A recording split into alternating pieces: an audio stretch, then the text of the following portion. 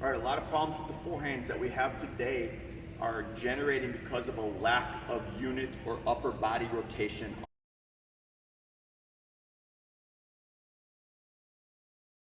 on our forehands. We're going to show you a quick way to help you to get a better unit turn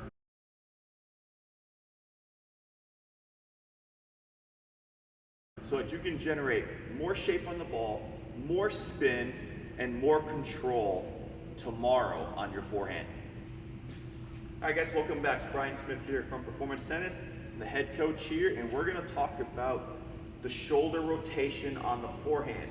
This little problem a lot of players have, and they don't understand exactly why they can't get a general shoulder turn.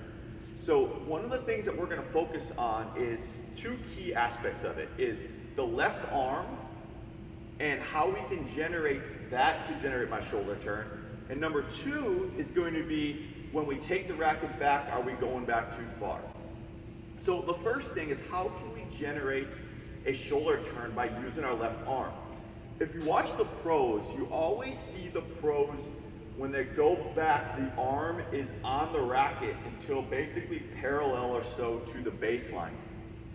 And what that's really doing is it's doing two things for them. It's allowing them to control the racket head, so they have a sense of where the racket head is.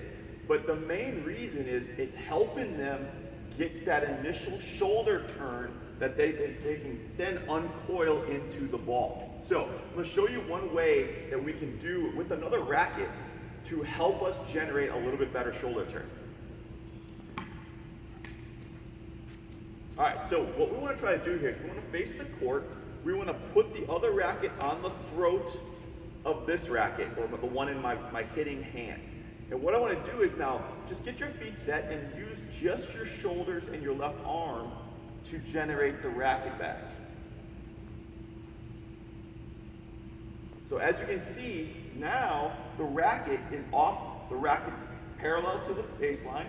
My racket's back here where now I can use it to uncoil the forehand. So racket on the throat, bring them both back together.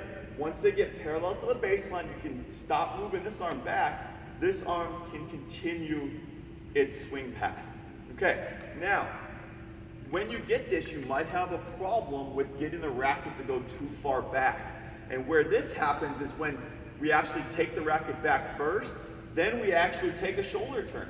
So we actually do get our arm parallel to the baseline. The problem is my racket's so far back here that it makes the swing longer than it really needs to be. So we're going to look at a quick drill that we can do using a little post or a pole to help generate a shorter backswing where we keep the racket on our right side of our body. Let's take a look. All right guys, welcome back. You can see I got a little contraption here, and this is just going to be a little point of reference for me as far as where my racket arm goes back to. When we end up taking the racket too far back, it makes the swing longer than it really needs to be to generate the amount of power and control. If I can keep the racket on the right side of my body, I'm going to be able to use much larger muscle groups, hence my shoulder and my chest muscles, to generate more power and racket speed.